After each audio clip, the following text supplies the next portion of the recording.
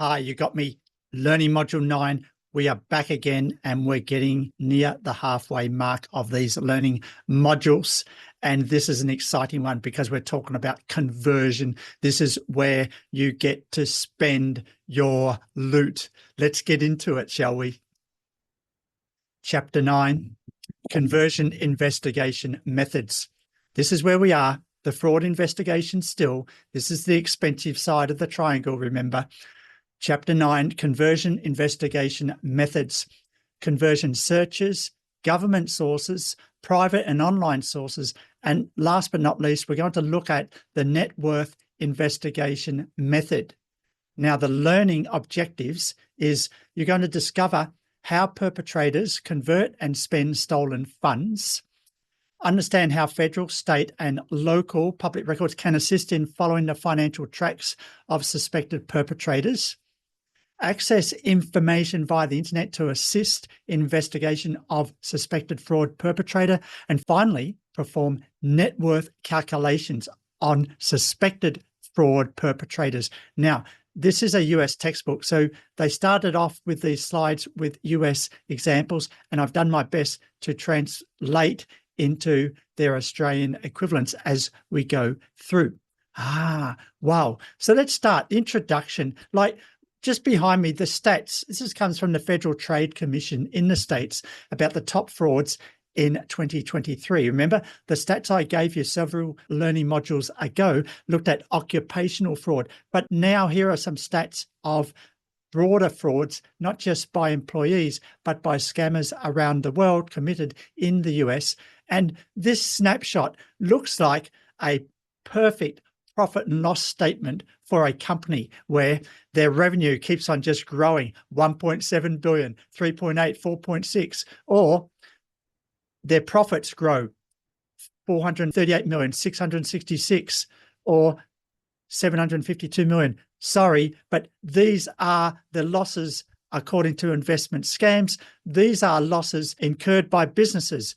It's a sorry state of where we are today with fraud that is happening around the world. It is a growth industry, which means if you have this expert knowledge that we're teaching you this semester, that puts you in a good position if you're interested to have a career in fraud investigation, because this type of job is not going to go away. That is the good news. Wow.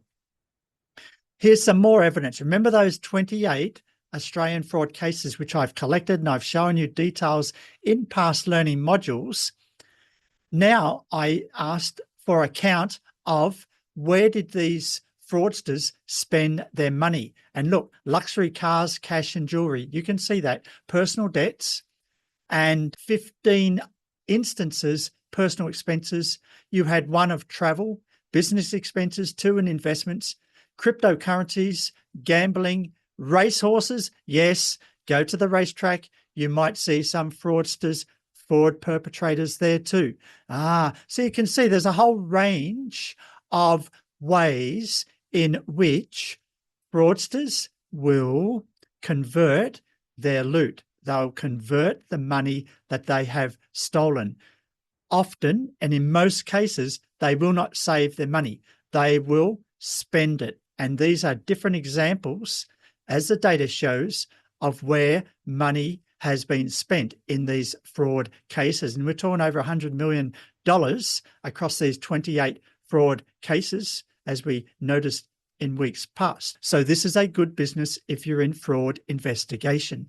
Wow. All right. So conversion searches, they are performed for 2 reasons: to determine the extent of embezzlement and to gather evidence that can be used in interrogations to obtain a confession. Now, I'm quickly going to go over different sources. The best way you can learn this is for you to have a look at some of the links I provide and do some searches yourself. Government. There's examples of the US government, but the same rest for the Australian government. Private sources, online database, and internet searches.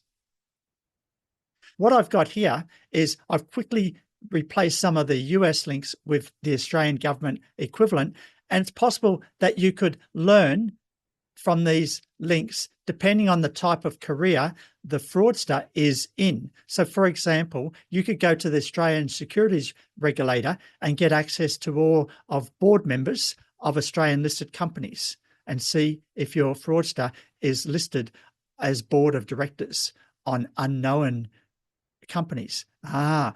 Australian Bureau of Statistics, Commonwealth Fraud Prevention Centre. Obviously, that's where I've got the 28 cases from. You could get information if the fraudster was in the Defence Forces or Department of Justice, Tax Office, Centrelink, associated with Social Security. These are sources where you could start. You may not be able to get exact information, but it may be a start if they're in a particular area or they worked in government in the past.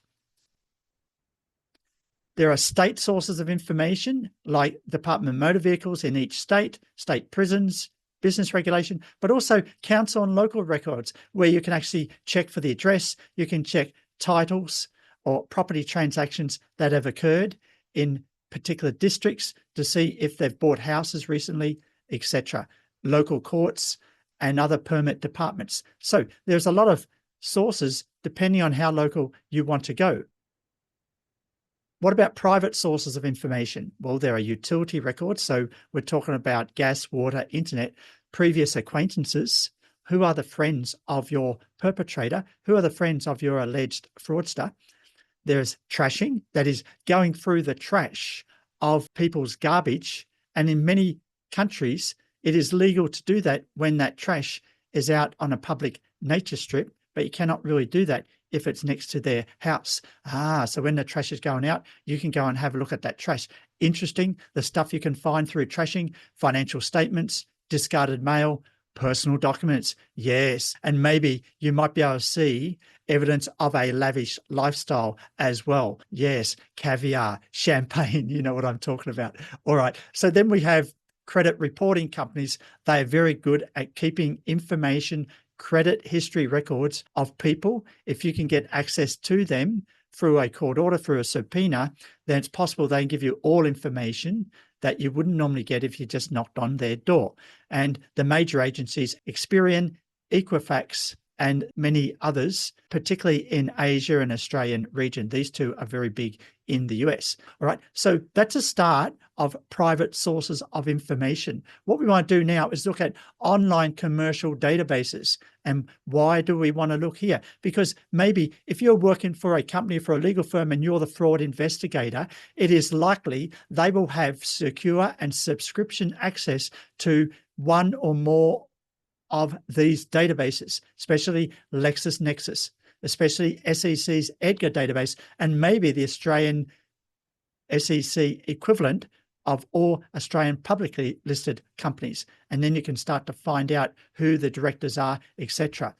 You can search commercial databases for bankruptcy records, civil judgments, criminal records, death records, driver's license information. The list goes on. The commercial databases are out there.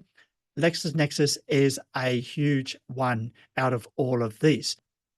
What about internet search? Maybe you don't have the money to pay a commercial database, you don't work for a law firm, you are a private fraud investigator, then maybe you rely on your own internet search. Well, there's a lot of opportunities to search for people these days.